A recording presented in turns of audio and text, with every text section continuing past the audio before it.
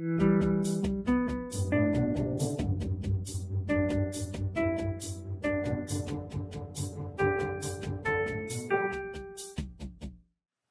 Lauren Leader. Welcome to Equal Value. And I'm Daniela Pierre-Bravo. This week, we're taking a look at the rising tide of gun violence. According to the Washington Post, in just the first 5 months of 2021, more than 8,000 people were killed by gunfire in the U.S.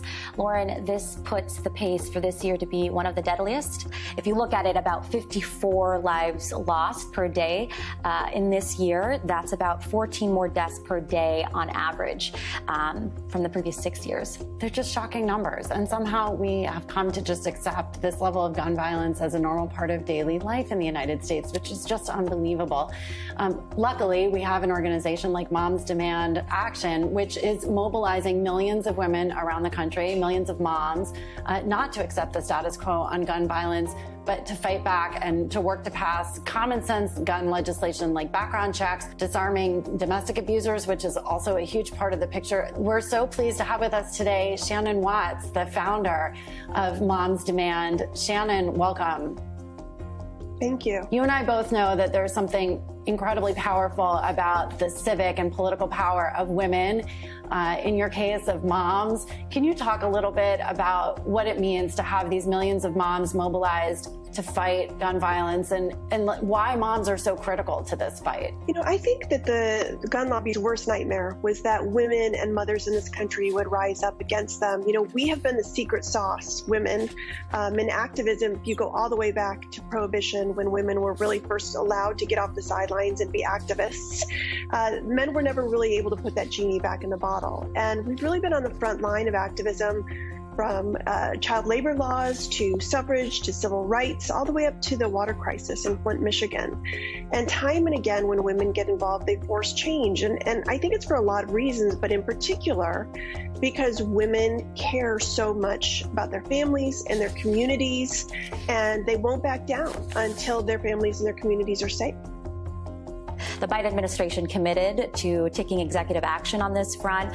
There's a report that San Jose will now require gun owners to compensate taxpayers for gun-related emergency responses. But are we making traction? What is it going to take here?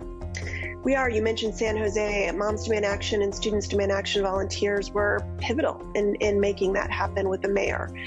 We show up every single day in state houses, in boardrooms, in city councils, and school boards, and we do the hard work, the unglamorous heavy lifting of grassroots activism.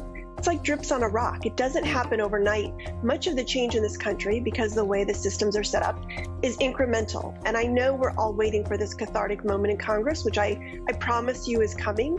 But in the meantime, it's important to remember that we have passed background checks in 21 states, red flag laws in 19. We've closed the Charleston loophole in 19 states. We've disarmed domestic abusers in 29 states. And hundreds of companies have changed their policies because our volunteers have put pressure on them to do the right thing to keep our families safe. So this is the work that needed to be done on the ground that would eventually point the right president and the right Congress in the right direction. And I believe we're at that point in this country. Are you optimistic, Shannon? It sounds like you are. I mean, it's got to be hard to stay optimistic when the statistics are what they are, but it sounds like you feel like there's real progress being made in some meaningful ways. Well, again, you have to remember that this is the way the system is set up. And if you look at other social issues in this country, it's taken years, if not decades, to make significant progress.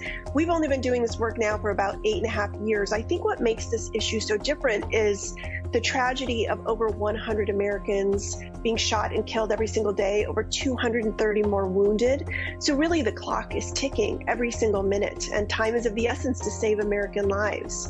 And so we can't act fast enough at a federal level to change our gun laws, but it is happening. We are making significant progress. You know, if you look at the way the politicians vote on this issue, if you go all the way back to 2008, about a quarter of all Democrats in Congress had an A rating from the NRA. Today, none do. That is a seismic shift in American politics. And I know it is just a matter of time until Republicans, particularly in the Senate, listen to the American public.